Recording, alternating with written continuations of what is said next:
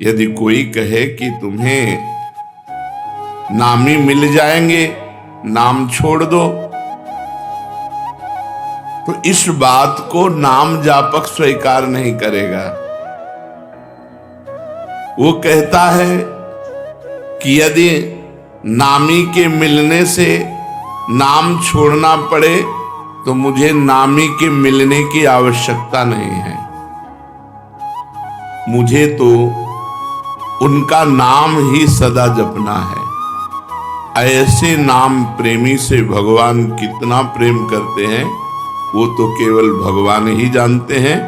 गोसाई जी कहते हैं कि जो ऐसा नाम का मतवाला है उसका इस कराल कलिकाल में आदि मध्य और अंत तीनों में ही, तीनों कालों में ही परम कल्याण होता है। जिसको भगवान से भी बढ़कर भगवान का नाम प्रिय है, यहाँ तक कि भगवान के सामने आने पर भी भगवान का नाम नहीं छोड़ता, उसका आदि मध्य और अंत तीनों महामंगलमय है। ताको भलो कठिन कलिकाल हूँ, आदि मध्य परिणामो, प्रिय राम नाम ते जाहि न रामो। बड़ी महिमा की बात कह रहे हैं। सकुचत समुझि नाम महिमा, मद लोभ मोह को कामो, राम नाम जप निरत सुजन पर, करत छाह घोर घामो। जो नाम प्रेमी है, नाम जब चलता है हर समय, तो अभिमान, लोभ, अज्ञान, क्रोध, काम ये सकुचा कर उस हृदय से भाग जाते हैं। जिस हृदय में निरंतर ऐसे नाम चलता है कि नाम के समान नामी से भी प्यार नहीं, जितना नाम से प्यार है, उस हृदय में अभिमान, लोभ, अज्ञान, क्रोध और काम ये सकुचा कर भाग जाते हैं, सामने नहीं आते, उसे परास्त नहीं करते, उसे जलाते नहीं। जो भक्त सदा नाम जप करता रहता है वो कड़ी धूप में भी छाया का अनुभव करता है, अर्थात भयानक दुख की परिस्थिति में भी भगवान की कृपा का, भगवान की दुलार का अनुभव करता है। भयानक विपत्ति भी सुख रूप बन जाती है जो नाम जप करता है। गोस्वामी जी कह रहे कि आप विचार करके देख लो, नाम प्रभाव सही जो कहे को, शिला सरोरुह जामो, सो सुनि सुमिरी भाग भाजन भई, सुकृत शील भील भामो। यदि कोई कहे कि भैया हमने तो देखा है नाम का प्रभाव कि पत्थर में कमल उत्पन्न हो गया, बोले मान लेना, संशय मत करना, दिमाग खराब है, पत्थर में कहीं कमल होता है, जल में कमल होता है, संशय मत करना। अगर वो नाम जापक है और वो चाहे तो पत्थर से कमल प्रकट कर दे, असंभव से संभव कर दे, बोले संशय मत करना। क्योंकि भगवान के नाम में अपार सामर्थ्य है। नाम को सुनने से, नाम को स्मरण करने से भीलनी सबरी भी परम भाग्यवती तथा शील और पुण्यमयी बन गई। तो क्या नहीं हो सकता नाम से। नाम वाल्मीक अजामिल के कछु, हु तो न साधन सामो। उल्टे पलटे नाम महात्म, गुंजन जितो ललामो। वाल्मीकि जी, अजामिल जी, इनके पास तो कोई साधना नहीं थी, केवल उल्टे पुल्टे भगवान का नाम जप किया। भगवान की नाम महिमा ने घुंघची को जवाहरात बना दिया, घुंघची को जवाहरात बना दिया, अर्थात जो बेकार था उसे महामूल्यवान बना दिया उल्टे पुल्टे नाम जप करने से। परम रत्न स्वरूप हो गया, वो भगवत स्वरूप हो गया।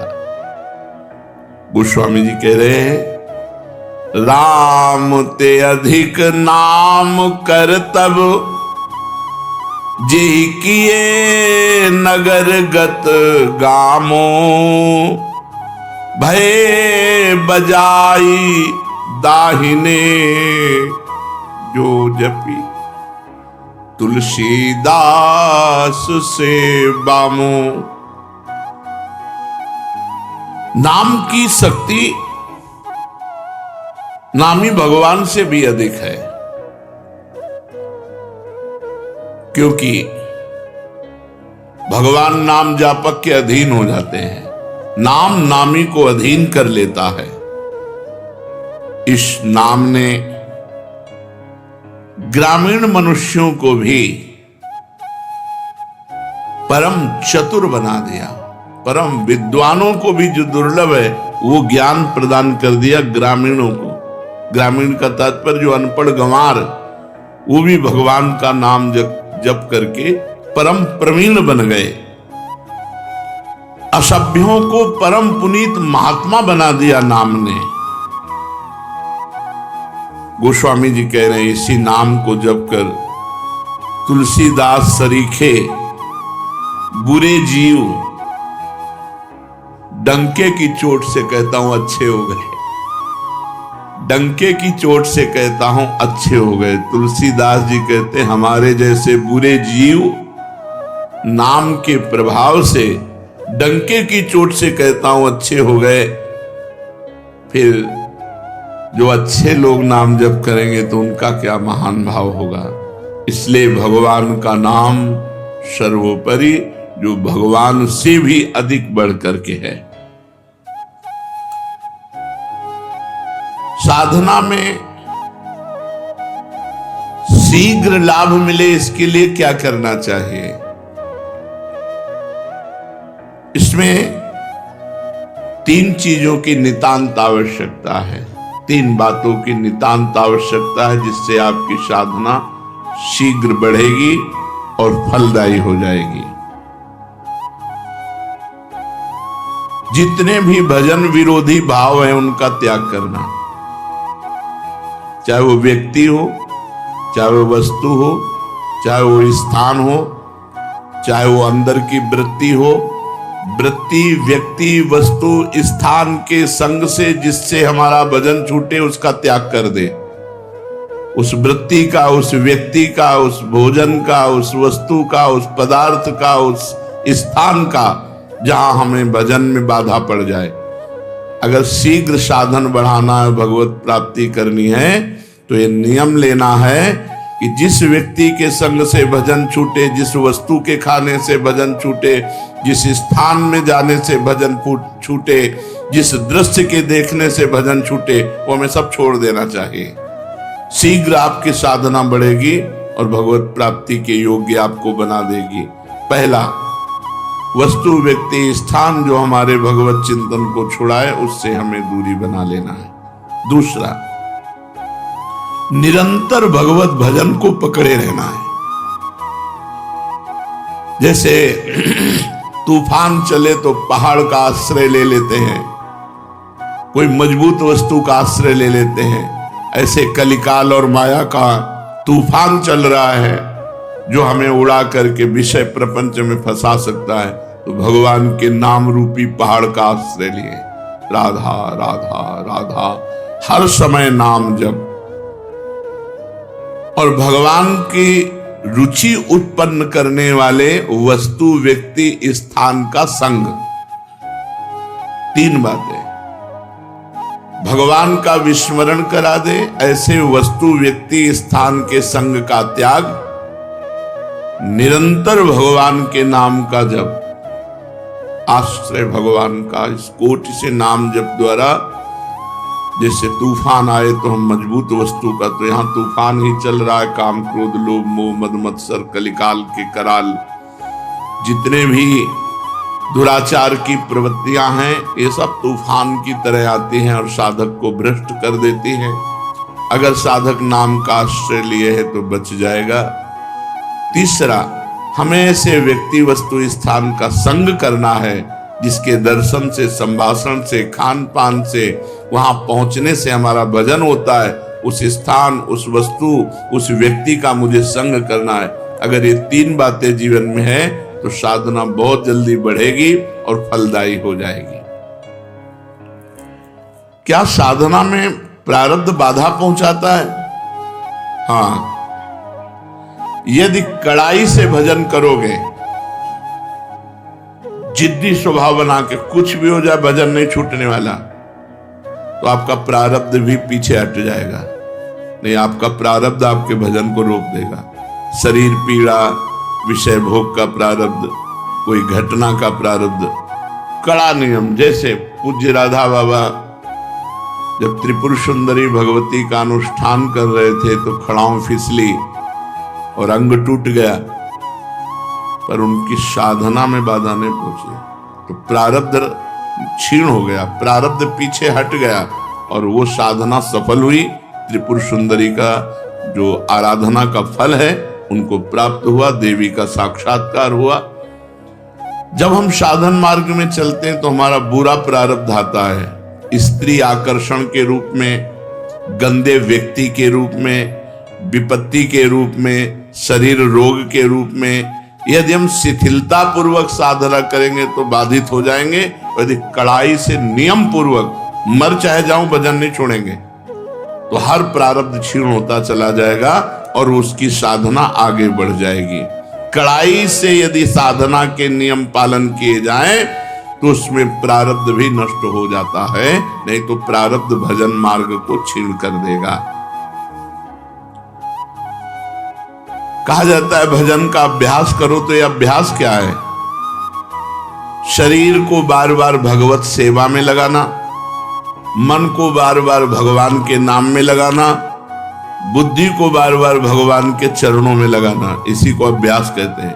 बार बार शरीर से भगवान की सेवा करो, बार बार मन से भगवान का सुमिरन करो, बार बार बुद्धि को भगवान के रूप चिंतन में लगाओ, भगवान के महत्व में लगाओ, ये अभ्यास है। साधन में तत्परता नहीं आती जैसी आनी चाहिए, उसका क्या कारण है? पूर्ण श्रद्धा नहीं होती, वहां तत्परता नहीं आती। जब हमें महत्व बुद्धि और श्रद्धा हो जाएगी कि मुझे भगवत प्राप्ति ही करनी, तो साधना में तत्परता आ जाएगी। ये नियम है कि जहां हमारी महत्व बुद्धि होती है वहां हमारा चिंतन होता है, जहां चिंतन होता है उसी के मिलन की तत्परता आती है। तो प्रधान कारण है श्रद्धा ना होना, महत्व बुद्धि ना होना, इसलिए साधन में तत्परता नहीं आती। जब इस कोटि का महत्व नाम में हो जाए कि नाम के आगे नामी भी छोटा नजर आवे, जितना नाम से प्रेम है उतना नामी से प्रेम नहीं, इस कोटि की श्रद्धा, तब निरंतर नाम चलता है। साधना में जीवन किसे कह सकते हैं? सरल और साधु। सरल और साधु में जीवन साधना में जीवन होता है। साधना में जीवन, सरल जीवन, साधु में जीवन। संत सरल चित जगत हित जान स्वभाव सने, जिनका स्वभाव होता है संत सरल चित, सरल चित, सरलता और साधुता, ये साधना का स्वरूप है। अगर साधन ठीक कर रहा है तो सरल और साधु स्वभाव वाला होगा। साधु स्वभाव क्या है? कभी किसी से कुछ ना चाहना, निरंतर परहित करना, बड़े से बड़े कष्ट को सह करके भी किसी से सहायता ना लेना, ये सब साधुता के अंतर्गत आता है। एक साधन में फल ना दिखाई दे तो क्या दूसरा साधन करने लगना चाहिए? नहीं, जो साधन गुरु से मिले आजीवन एक ही साधन करना चाहिए। जो साधन को छोड़ते बदलते रहते हैं उन्हें कभी भगवत प्राप्ति नहीं होती। 10 दिन नाम जप किया, 15 दिन योग किया, 20 दिन वो वैराग्य किया, ये ऐसे लोग ठीक। जो साधन पकड़ो आजीवन वैसे ही चलते रहो। जिस साधन को पकड़ो सारी आयु उसी में खपा दो, इस जन्म में ही भगवत प्राप्ति हो जाएगी, परम पद पर प्रतिष्ठा हो जाएगी। जो साधन पकड़ो आजीवन, जो नियम जो दिनचर्या आजीवन वैसे चलते रहो, उसको बदलाव मत करो, तो निश्चित भगवत प्राप्ति हो जाएगी, निश्चित परम पद प्राप्त हो जाएगा। ये जो बार बार गुरु बदलते रहते हैं, साधन बदलते रहते हैं, इनसे बड़ा अपराध बनता है। ये साधक वादक नहीं है, मनमानी स्वच्छंद अपने आचरण करके वो अपने को सुखी समझते हैं। कहा जाता है कि साधना में व्यभिचार ना हो, तो ये व्यभिचार का तात्पर्य क्या है? साधना में व्यभिचार है अपने इष्ट को छोड़ करके, अपने गुरु को छोड़ करके दूसरे की तरफ लुभायमान होना, दूसरी प्रणाली स्वीकार कर लेना, दूसरी भजन प्रणाली स्वीकार कर लेना, यह साधना में व्यभिचार है। अपने इष्ट और गुरु में ही हमारी भजन प्रणाली जो है वही चले। जैसे अपने यहाँ है नाम मंत्र वाणी सेवा, यही जीवन है। व्रत नियम संयम में सब कुछ नहीं। निरंतर नाम जप करो, मंत्र जप करो, वाणी जी का गायन करो और 8 पहर स्वामिनी जी की सेवा में रहो। यही हमारी दिनचर्या है। हमारा जो अंतिम लक्ष्य है वो श्री जी की सेवा है। 8 पहर स्वामिनी जी की दासी भाव से, सहचरी भाव से सेवा, तो अपनी प्रणाली में ही रहे।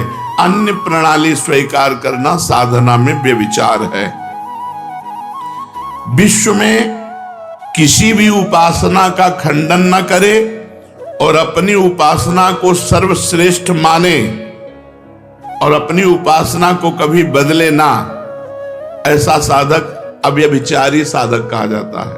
और जो बार बार अपनी साधना को बदलता है वो व्यभिचारी साधक है, वो लक्ष्य को प्राप्त नहीं कर पाता।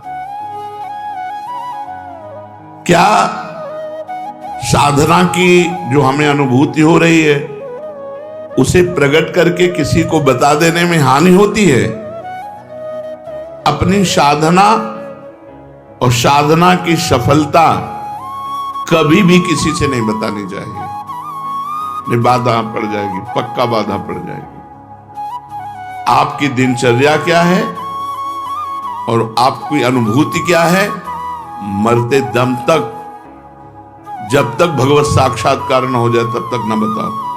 भगवत साक्षात्कार हो गया फिर तो कोई घाटा पड़ने वाला है ही नहीं। साधन काल में साधक को अपनी साधना और साधना की अनुभूति कभी किसी को भी नहीं बतानी चाहिए। चाहे कितना कोई आत्मीय हो, घर का हो, प्रेमी हो, अपनी साधना की और अपने साधन की अनुभूति की बात कभी नहीं कहनी चाहिए।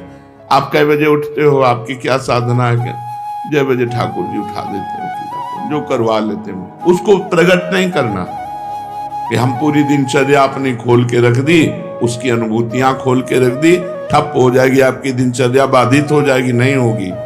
जैसी चल रही थी वैसे नहीं होगी। बिल्कुल ये 100% की बात है, इसमें 1% भी मिलावट नहीं। 100% ये हम खुद अनुभव करके देखा। अगर दया करके, करुणा करके अपनी बात बता दी तो हमारी बात में फर्क पड़ गया, हमारी साधना में बाधा पड़ गई।